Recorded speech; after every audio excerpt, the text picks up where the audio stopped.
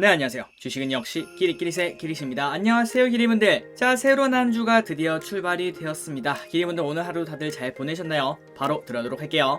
오늘까지 중간 배당 완료. 코스피 3,400을 간다고 하는데요. 그렇다면 뭐가 주도적으로 오르나? 그리고 올해 3분기 목표 수익률이 있으신가요? 지금 증권 관계자들이 목표하는 그 수익률은 얼마인지 살펴보도록 하고, 그리고 마지막으로 일본 올림픽 무관중 개최 가능성, 이 부분까지 보도록 하겠습니다. 자, 매일매일 주린이를 위한 경제 뉴스 10분 정리. 오늘은 2021년 6월 28일 월요일이고, 기리분들 오늘 또 고생 많으셨습니다. 같이 공부하시죠. 렛츠 기릿.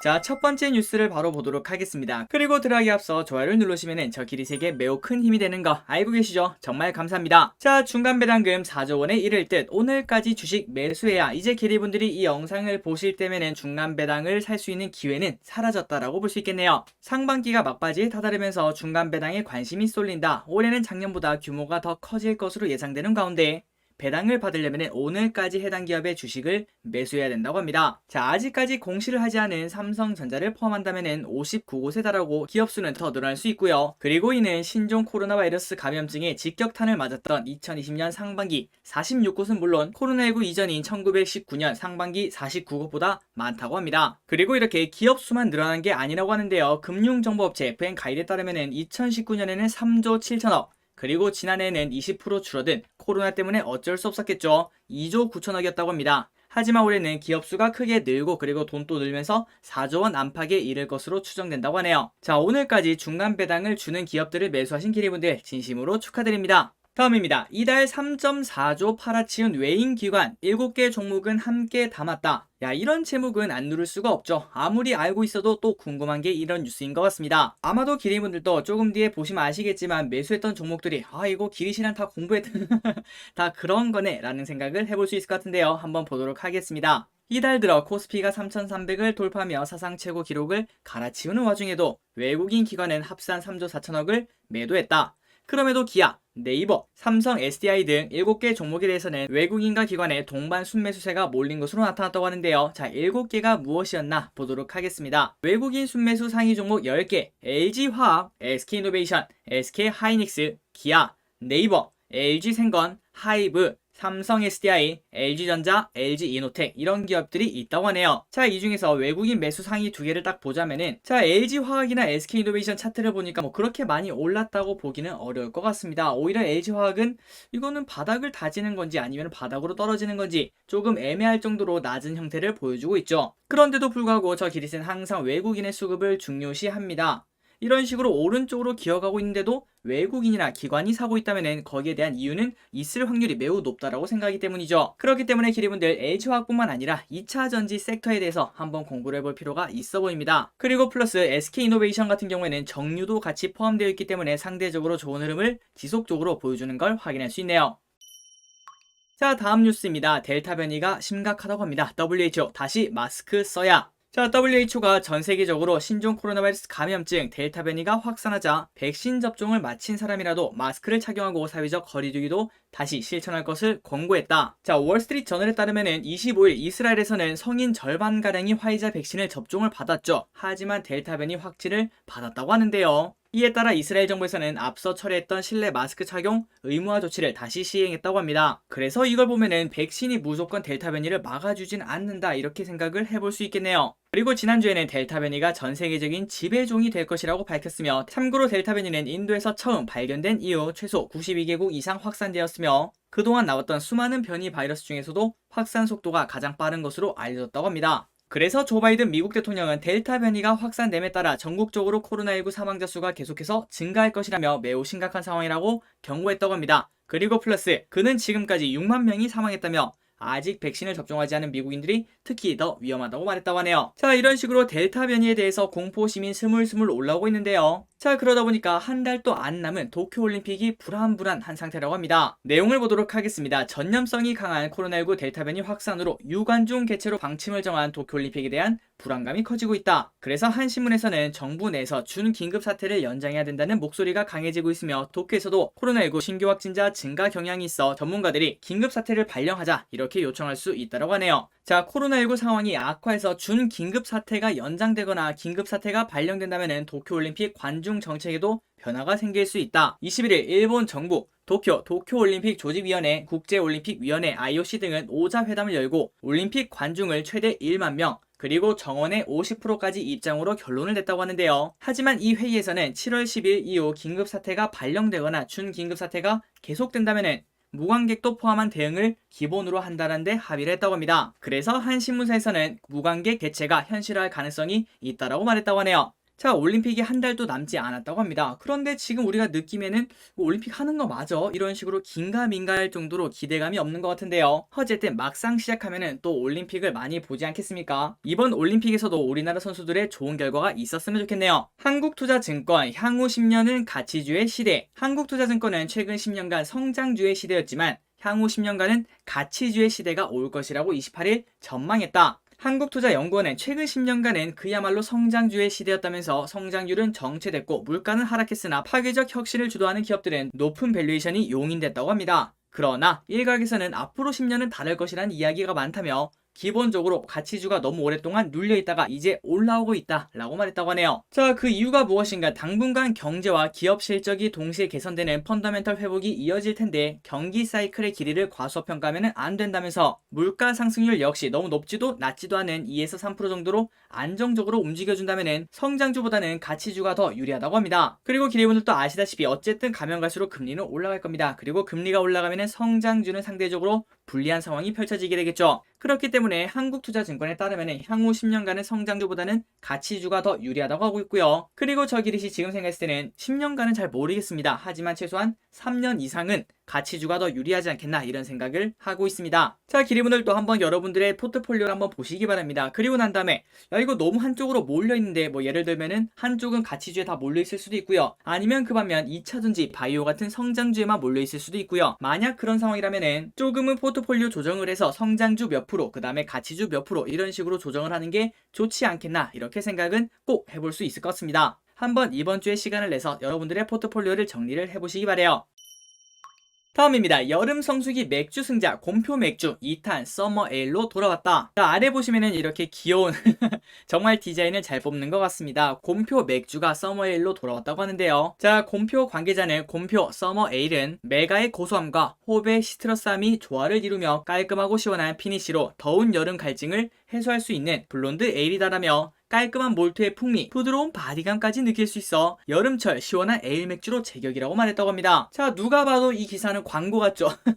제가 광고한 게 아니라 이 기사 자체가 광고처럼 이런 식으로 상세하게 표현을 하고 있는데요. 하지만 곰표 맥주 지난 1탄은 없어서 못 팔았습니다. 과연 2탄도 그렇게 될 수 있을지 6월 28일 오늘이네요. 오늘부터 편의점에 판다고 하니까요. 기회가 되신다면 한번 맛이라도 보시기 바랍니다. 자, 방금 뉴스를 보시다시피 또 여름 하면은 맥주 아니겠습니까? 그래서 맥주 관련주인 제주 맥주 그리고 하이트 진로가 어떤 흐름이 나오고 있는지 한번 보도록 하겠습니다. 제주 맥주는 계속 바닥을 다지고 있고요. 그리고 플러스 하이트 진로를 봤더니 최근 들어서 슬금슬금 올라오다가 갑자기 하락이 조금 커지는 흐름을 보여주고 있습니다. 자, 기리분들 지금 한번 생각을 해보도록 하겠습니다. 5초 드릴게요. 왜 주가가 이렇게 빠졌을까요? 기리분들이 뉴스를 계속 보셨다면 아, 그렇구나 라는 생각을 바로 하실 수 있을 것 같습니다. 자, 5, 4, 3, 2, 1 땡! 바로 델타 변이 때문이겠죠. 자, 지금 하이트 진로가 좋다라는 이유가 뭐죠? 거리두기가 없어지면은 회식도 하고 술도 먹고 사람들이 또 그러지 않겠습니까? 하지만 델타 변이가 커지면은 그 시기가 뒤로 미뤄진다라고 생각을 해볼 수 있을 것 같습니다. 하지만 기리분들 그건 알고 계시죠? 델타 변이든 델타 변이 할아버지든 결국 다 끝납니다. 만약에 하이트 진로가 여기서 더 빠진다면은 그때는 오히려 매수의 기회로 삼아도 되겠죠. 한번 이 부분 또 열린 마음으로 공부를 해볼 필요가 있어 보입니다. 자, 방금 전에 하이트 진로를 봤으니까 최근에 나온 리포트가 있더라고요. 그거를 한번 깔끔하게 보고 넘어가도록 하겠습니다. 하이트 진로 거리두기 여파에 2분기 실적 기대 이하일 것. 자, 여기서도 나와 있죠. 지금 현재 델타 변이 그리고 플러스 거리두기가 아직까지도 완화되지 않았으니까 2분기 실적은 시장 기대에 못 미치겠지만 다음 달 거리두기 개편안 적용에 따라 실적 개선이 기대된다며 투자 의견 매수, 목표 주가 51,000원을 유지했다고 합니다. 아까 보시다시피 지금 현재 가격은 3만원 후반대인데요. 그런데 여기서 더 떨어진다면 결국은 코로나는 끝나지 않겠습니까? 충분히 여기서 공부를 해볼 필요가 있어 보입니다. 그나저나 기리분들 여름이 이제 곧 다가오고 있는데 여름 휴가 계획은 세우고 계신가요? 다음 뉴스입니다. 코스피 3,400 간다. 국내 최고 전문가들이 꼽은 유망 업종 지난주 주가가 사상 처음 3,300고지에 올랐습니다. 하지만 개인 투자자들은 주가 상승을 체감하지 못하고 있는데요. 그리고 올해 초보다 더 많이 올랐는데도 불구하고 사람들의 반응은 뜨뜻미지근합니다. 자, 그 이유가 무엇인가? 바로 올해 들어서 30조 원 넘게 순매수한 삼성전자, 현대차 등 반도차와 자동차가 신통치 않기 때문이라고 하는데요. 그래서 결국 지금 주가가 오르고 말고는 우리는 관심이 없고 결국 하반기에 반도체와 자동차, 그러니까 반차가 움직일 것이냐, 여기에 관심이 있다고 합니다. 그래서 한국경제신문이 최근 실시한 한경 펀드매니저 서베이 결과 반도체 그리고 자동차에 투자한 개인들은 3분기 기대를 걸어볼 만한 것으로 나타났다고 합니다. 자, 계속 내용을 보도록 할게요. 3분기 국내에서는 반도체, 자동차 선진국 주식과 성장주도 유망. 국내 주요 자산운용사의 펀드 매니저들은 올 3분기에 코스피 지수가 3,400까지 오르고 조정받더라도 3,000 밑으로는 떨어지지 않을 것으로 전망했다. 10명 중 2명은 지수가 3,500까지 갈 수도 있다고 했으며 3분기 증시를 주도할 업종으로는 반도체 그리고 자동차가 될 것이라는 의견이 가장 많았다고 하네요.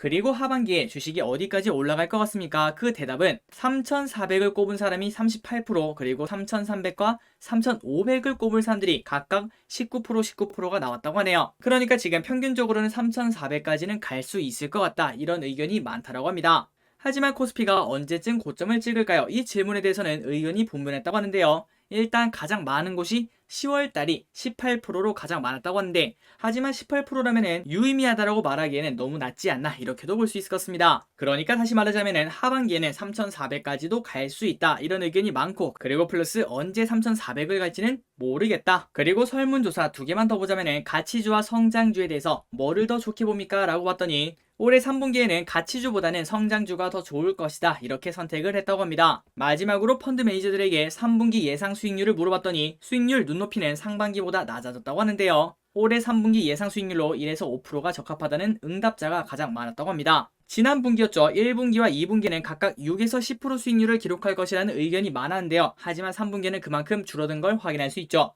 그렇기 때문에 3분기는 1분기 그리고 2분기보다 더욱더 어려운 장이 될 것이다, 이렇게 예측한 사람들이 많다라고 볼 수 있겠네요. 자, 기리분들, 1분기, 2분기에도 쉽지 않았지만 3분기 또한 쉽지 않을 수 있다고 합니다. 그렇다면 더 공부를 해야겠죠. 그래서 저 기리시 매일매일 기리분들과 같이 공부하도록 하겠습니다. 자, 다음입니다. 중국 초저가 전기차 훈광 미니 열풍, 세계 시장 노릴 수도. 자, 이렇게 생긴 차가 있다고 합니다. 이게 바로 소형 전기차 훈광 미니 컨버터블 모델이라고 하는데요. 자, 이 훈광 미니가 지금 현재 중국에서 열풍이라고 합니다. 자, 훈광 미니는 작년 전기차 판매량 순위에서 중국 내 무려 2위, 전 세계 2위를 기록했고, 올해 3월과 4월에는 내연기관차까지 포함한 전체 승용차 판매량 중 중국 내 또 2위를 기록했다고 합니다. 훈광 미니는 길이와 폭 대비 높이가 높은 박스카 형태의 경량 자동차로 국내 기준으로 봤을 때는 크기는 초소형 경차에 해당하지만 출력 기준으로는 일반형 경차에 포함된다고 합니다. 자, 이렇게 작은 전기차가 왜 이렇게 잘 팔리는가? 2012년에 출시돼 중국에서 꾸준히 판매된 다목적 차량 우링 훈광의 상품명을 이어받은 훈광 미니는 자동차에 필요한 기본 기능을 넣되 주요 타깃인 젊은 소비자의 수요에 맞춰 보조 기능을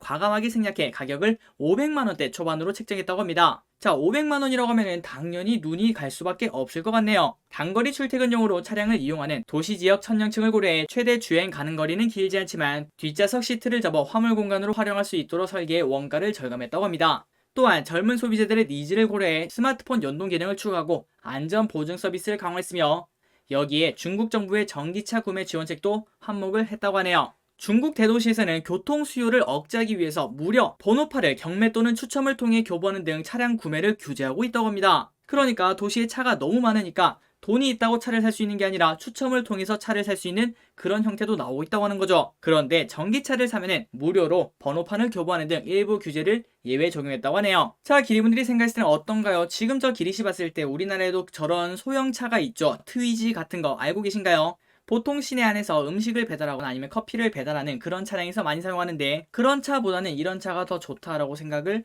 해볼 수는 있을 것 같습니다. 그리고 물론 깡통이겠지만 500만원 초반대라면은 충분히 경쟁력도 있다라고 생각되고요. 어쨌든 이 차의 인기가 계속 올라가고 있기 때문에 글로벌 자동차 시장에 진출하는 계기가 될 수도 있다고 하네요. 자, 마지막입니다. 기업 하나만 보고 끝내보도록 할게요. CJ 대한통운 택배 노사 사회자 합의 최대 수혜주. 한국투자증권은 CJ 대한통운에 대해 그동안 근로환경 투자에 앞섰던 만큼 사회적 합의에 따른 추가 지출 부담은 크지 않다고 평가했다. 그래서 투자 의견 매수 목표 주가 23만원으로 유지했으며, 이번 사회적 합의의 가장 큰 수혜주라며 경쟁사들은 비용 부담이 늘어났지만 대한통운 같은 경우에는 이미 근로환경 투자에 가장 앞섰던 만큼 추가 지출이 제한적이라고 설명했다고 하네요. 자, 이제부터는 더 이상 택배 업체에게 규모의 경제만 최우선 과제가 아니라고 합니다. 그 대신 지속 가능한 성장을 위해 물류 인프라, 근로환경 개선에 대한 투자가 중요해졌으며 물리적으로도 공급 능력이 부족해진 만큼 가격 정상화를 통해 수익성 제고에 집중할 차례라고 하네요. 그런 면에서 대한통운의 선제적 대응은 효과를 볼 것으로 기대되며 한국투자증권에서는 파업 영향을 감안해 2분기 영업이익은 7% 하향했으나 여전히 컨센서스에 부합하는 수준이라며 하반기에는 10% 상회할 것이라고 전망했다고 합니다. 자, 대한통운 최근 차트를 보시면 바닥을 다지다가 한번 큰 상승을 해내고 다시 슬금슬금 올라가는 모습을 보여주고 있죠. 그리고 최근 매동을 보시면 외국인들이 지속적으로 매수하는 걸 확인할 수 있습니다. 자, 대한통운 지금 현재 18만원 정도에서 거래가 되고 있는데요. 아직 목표 주가까지는 한 5만원 정도가 더 남은 걸 확인할 수 있죠. 그렇기 때문에 방금 전에 보셨던 그러한 이유 플러스 최근 매동도 괜찮으니까 한 번쯤은 공부해볼 필요가 있어 보입니다. 자, 기리분들 여기까지 경쟁수가 끝났습니다. 오늘 또 같이 공부해주셔서 진심으로 감사드리며 내일 또 재밌는 경쟁수 만나뵙도록 할게요. 지금까지 기리셨습니다. 빠이요.